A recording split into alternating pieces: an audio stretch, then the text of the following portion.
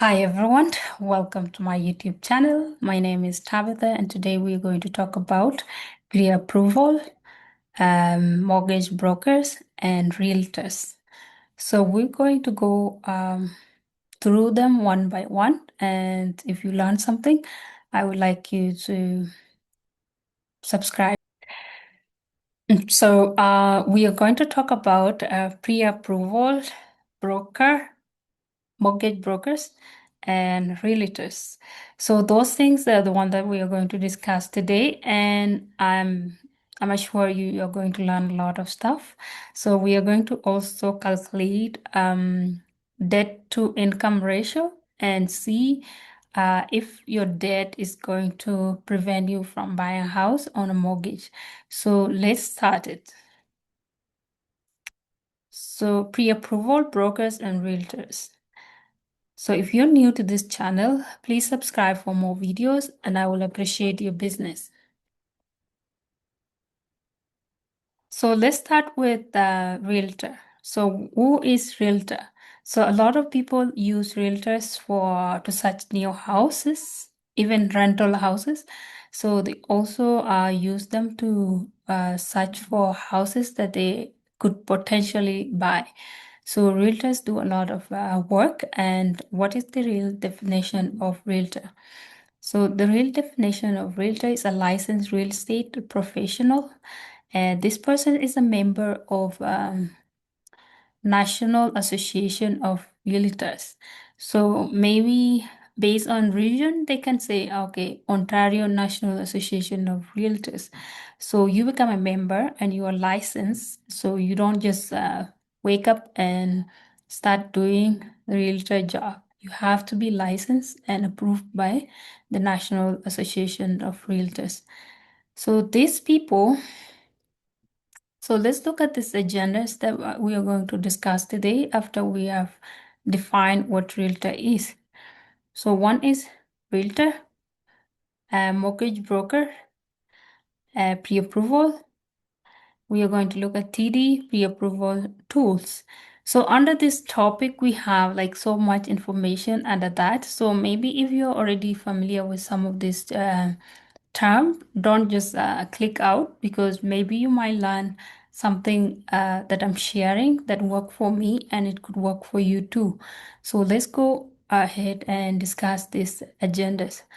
So realtors, we already defined that one. So realtors facilitates property buying and selling and also leasing. So people who are looking for rental properties, they also use realtors to get place to stay.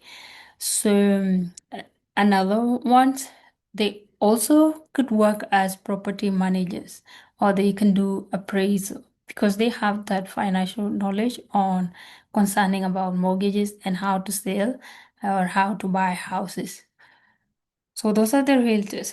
So why is it important for us to know more about realtors?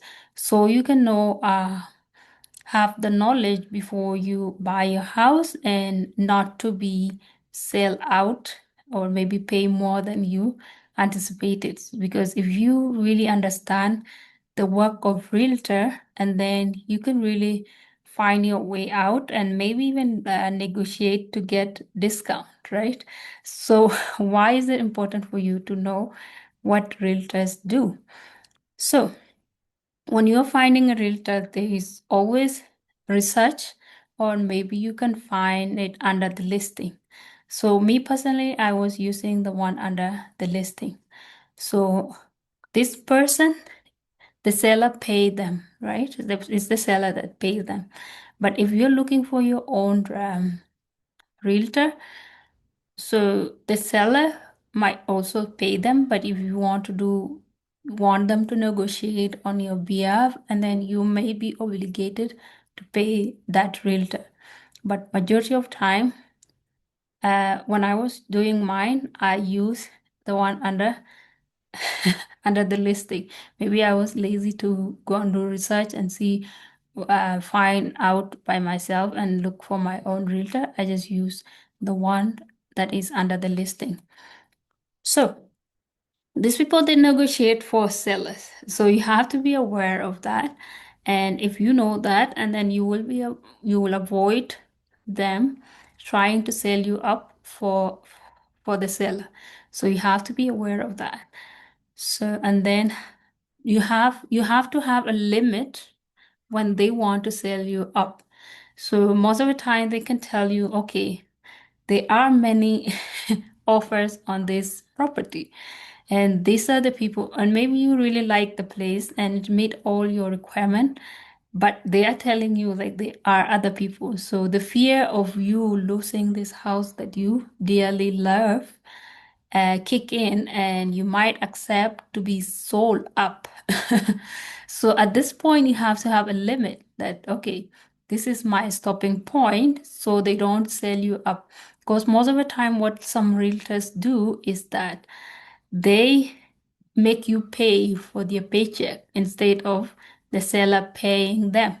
So they will just keep negotiating for the seller, telling you like there are more offers, there are people who are looking for this house, they want to take it now or maybe tomorrow. So, and then the demand, that you fearing that, okay, they might take this house, let me accept what they want, and then you keep going up. And then you end up paying them when it was supposed to be sellers paying them. So you have to be aware of, if you choose the realtors under the listing, you have to know that these people are negotiating for the sellers and have a limit not to move so high up. Otherwise, you end up paying them. But your mission was to get some discount, right? So you don't have to pay much, you don't have to pay a lot of mortgage, right? So maybe less mortgage. So negotiate too and try not to be sold out so you pay them. So another way of looking for realtors is when you use Google. So you have to use Google and find realtors that are around your areas by searching the top realtors in your area. Maybe you use some other criteria like checking the number of sales and see if they are review, and like look at the size of the team, because most of the time those realtors, they work in a team, and maybe if it's only a team of 2 or 3, that could be a red flag, and then you have to look for another one. So once you decide to research for your own realtor, you have to use those criteria to narrow it down so you can find the best that can help you buy your house on a mortgage. Another thing, you have to see the price range of the properties that they sell. Why do you have to look at the price range of the properties that they sell? Is because sometime if you are not in their price range, they are not going to give you attention or put more energy to help you like look for the house, or maybe try to negotiate on your behalf. So like for example, if the price that I'm looking for is up to 250, and then going for the realtors that sell most of the houses at the range of 800 to 1 million, and then it will be a waste of time. They are not going to give you any attention. So you have to look at that too. That is a factor. Mortgage brokers, me personally, also I use the one that I found under the listing. So, but if you have to search too, you can use the criteria that we previously used for realtors. Look for the top 10, get to narrow it down, see the team that they work with, and all that. So for mortgage broker, some people they go direct to the bank, but the disadvantage of going direct to the bank is that you are going to the seller direct, and then these people, they might be busy doing other things, so the attention is not for you. And then when you go there, they will just have to try to do something for you, and then end up like not really getting approved because maybe you keep going to one bank to another one, checking your credit score, checking your credit score by the time you visit like at least 3 or 4, and then your credit score has dropped really low, and you might end up not getting approved because of that. So the advantage of using the mortgage broker is that these people, they can apply for your application. They can put your application in for different companies under one application. That help you to only check your credit score one time. So that is not going to have a lot of effect on your credit score. So they will do it one time. So it saves time. It's also, they collect the document at once. So it's very quick for them to collect the document. They can pull your credit score once. So we mean if you are not approved, it's just one time. It's affect your credit score one time. You don't have to spend more time to build on your credit so you can be approved. So you have to go to the mortgage broker. It's easier. It help you. It save your time. There's high chances of you getting approved. The price rate there's high chances of you getting approved. So more on mortgage brokers is that easy to be approved because they give you more attention. And then there is something that they do, like they put your application in a strategic way that they already know what you want. So they collect your document and put your numbers inside. And before you even finish your appointment, they will already know that you are pre-approved for something, or maybe you are not pre-approved. So you could get lower rate too, because these people, they bring business to customers. So if they bring business to customers, they have access to many companies that offer mortgage. So you could get lower rate. So like for example, the rate that I got was 3.9, and maybe if I could have gone to the bank direct, I could maybe pay 4.5. So this one also helps. So pre-approval, you need like to collect a document about your income. You also need to collect document about your income. So gross income. Most mortgage brokers, they use gross income. So they will see how much did you earn for the year. And then this mortgage should range, the mortgage that you need to be paying should be at least 30 to 35% of your monthly gross income. So mine, I did the net the net income, because for me it does not make sense to use the gross income, because most of the time after they takes out the tax, the only money that you get is net income. So when if they did their calculation, I try to make my own calculation using the net income, not gross income. So on pre-approval, so the income. So sometime when you are using self-employed income, so it's very difficult because you must have had that business for at least 5 years, or have this proof, or 2 years proof of the hand income that your business had been consistently making money. Otherwise, it's going to be hard for you because they want regular payment every month. It's not like maybe this month your business does not make money. So how are you going to pay mortgage if your business does not make money? So they have to determine that your business is consistently making money and you had never missed any month not making anything. So self-employed make it more difficult for you to be approved if you have income for self-employed. For all the income, for them, they need at least 2 years of your T4 to check if you have been consistently working and there are no gap in between your employment and that will prove that you make money consistently. So that part. Another part for pre-approval, still on income. So some income, like overtime. Like for example, for me, I was telling the mortgage broker, like, you can count my overtime too. And he told me, like, no, that overtime is not counted because it's not guaranteed that you will always be getting overtime.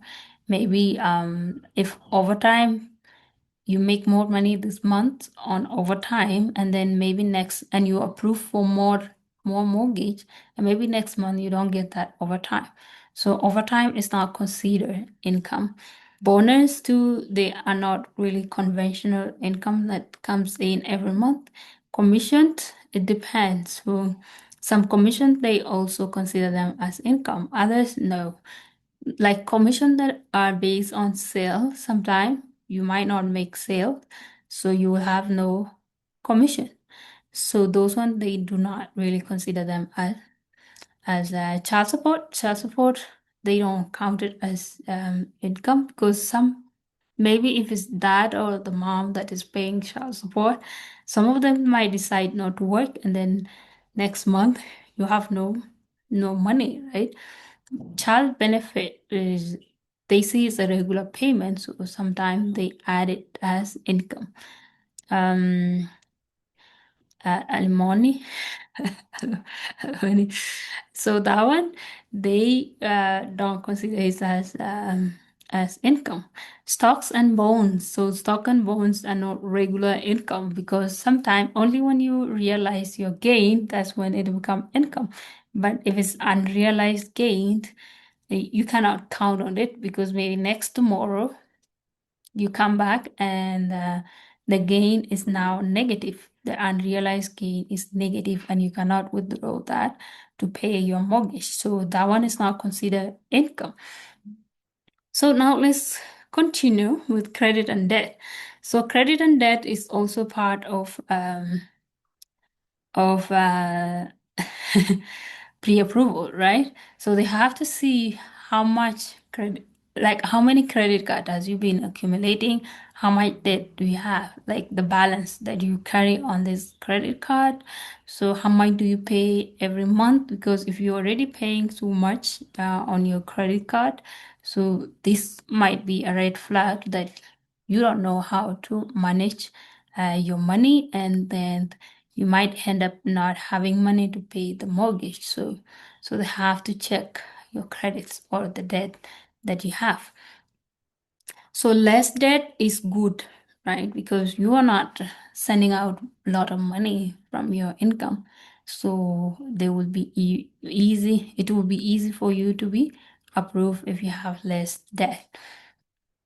And higher debt, you can have higher rate. For lower debt, you might end up getting lower rate because your credit is good and there is more income coming into your account as opposed to more income leaving your account. And higher debt, you might get higher rate because they will look at you as a risk, right? So if they look at you as a risk, and then you might not even get approved because they see there's more, you have more obligation to other companies that you have to pay on time. Um, let's go ahead. So another one is that debt to income ratio. So after they determine the amount of money that you have to pay out every month to creditors, so your creditors, and then the income that you make every month, they can determine the percentage of your debt to income ratio. And then they will decide on that if you really qualify to get a house or a mortgage, because this is a loan. It's not like, so they have to be careful that you are not the risk. So if you're the risk and you're not going to pay, and then everyone is going to be affected. Realtors, mortgage brokers, and the people who give you the house on a loan, right? So let's see. It has to be 45% or less. So this is where you determine how much mortgage can you afford? So with your debt, right? So you have the debt and then you also need to get the mortgage. So how much mortgage can you afford? So many of them, want to see they want to see 45% or less. 45% or less, and then let's calculate a debt to income ratio. So when we check at that, we take the monthly credit payment divided by the gross income times 100, right? So let's see. So, s- so mind, let me use my example. So 59,000 was my gross income. So if you're using the gross income, right? So let's say 59. Majority of people use gross income. So monthly gross income would be divided by 12, which is 4,901 6.66. Okay. So now let's do the calculation for debt to income ratio. So monthly credit payment, and so by that time, the credit card amount that I was paying will sum up to 150 a month. And then I have no car loan, and there were no other credit that I was obligated to. But I have a student loan because I've not been paying my student loan. So I still have to pay 530 every month for my student loan. But sometimes I take breaks where I apply for repayment assistance, and then I had to pay 0%. I think that's what has delayed me from paying it off, because sometimes I just say, oh, no payment, so let me just chill and do other stuff.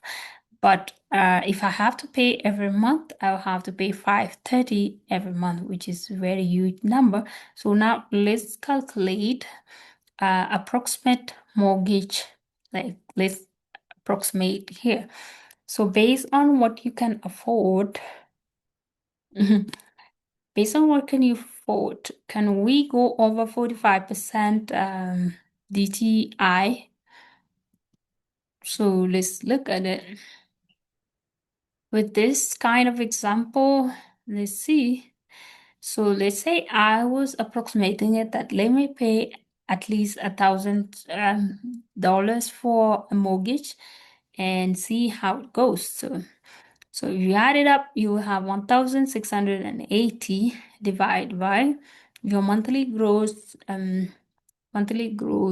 income times 100. So I was at 34.16, which is in the range that is allowed, right?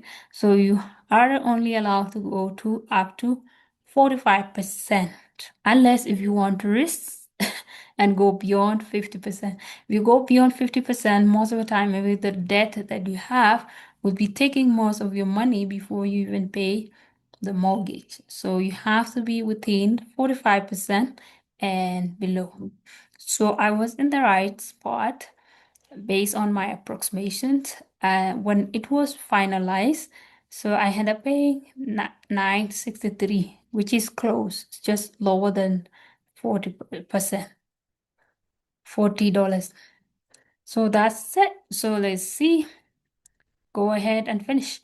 So another factor that you have to consider is cash and assets. How much down payment you need? Most of the time it's 5%. 20% is recommended because it's going to save you from paying mortgage insurance. I will show you later on how mortgage insurance is the one that really take most of your down payment. Yeah. So it's all mortgage insurance that take most of your down payment if you're paying 5%. So if you think like you are going to make more money and then you have that time to wait, and then it's better for you to just pay 20% depending on the type of property that you want to buy. So it's all many factors play into this. So let's see. and tips from me. So as you take this on this like mortgage thing is about debt, and most of the time it's come with risk. So if you want to be on the safer side, take the emergency fund. Have the emergency fund account that you can save money in for the drought season. If there is any problem, you can really fix it without. Is not good. Huh? So now let's see. I can show you what they normally do with many people use some apps to pull out and try to check if they actually can be pre-approved on something based on the information that they put on those things. So let's see. So if you come on this website of TT, and then you can go ahead and try to see if you can be pre-approved.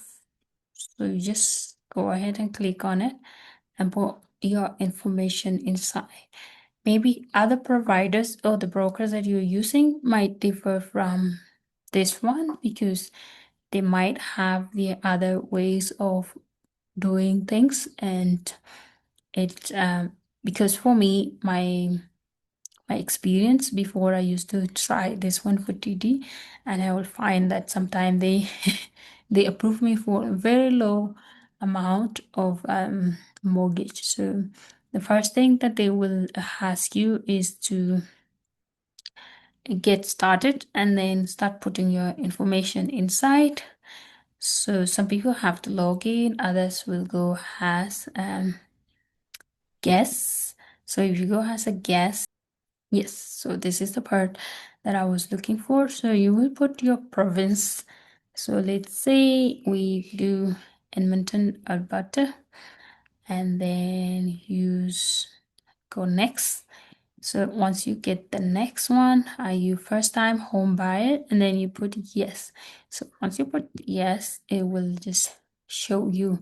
So I was not interested in the condos, so I will choose home because I had already made my mind that I want to go buy single family home of all houses, so it can be in my range of the amount that I was planning to spend.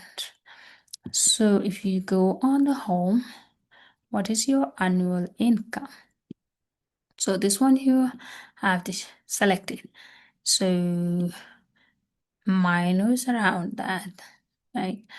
So let's go ahead and see. Sometime they, how much do you have for down payment? So this one was, I have 15.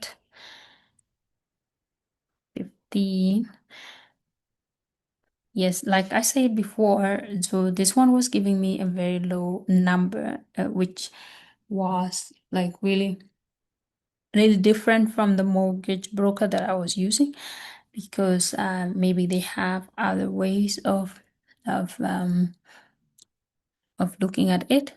For this one, I did not put what are your monthly payment for loans, car loans, leases, line of credit, and credit card. So mine was 680 for everything. So now it's telling me to check, right? So we are at the end of this one. So actually this was really, so you see now I could qualify, right? I could qualify for a house of 258, right? So this is a pre-approval. Instead of just disqualifying yourself because you think, okay, I have this high student loan, or I have this high debt income. Maybe you have your credit card payment, but you're making more money that can cover both your credit card and your student loan and still pay your mortgage. So you have to put the numbers inside for you to really know where you stand, and then you can see what part you want to improve, and how which credit card you want to pay faster, and all those things. So you can be a work in progress for everything as you improve your debt to income ratio. So I was in the range of 245. So I could buy a condo, new build condo, but I did not want to buy a condo because it comes with extra condo fees and all those stuff. So, and I had also a plan that I want to live in the basement and stay the other part. So let's see. So collect your information, your income information, your debt, and the cash that you have, and try TD mortgage affordable calculator and see where you are going to stand. Can you be pre-approved? Like try it today. And how you can use the TD pre-approval tool, which is the TD mortgage affordable tool to check if you can really be pre-approved for mortgage by TD or other companies. So this is a good example. It's a starting point where you can get excited and start doing what you are planning to do. And if you're new to this channel, please subscribe for more videos, and I will appreciate your business. And thank you for watching till this point, and we'll see you next time.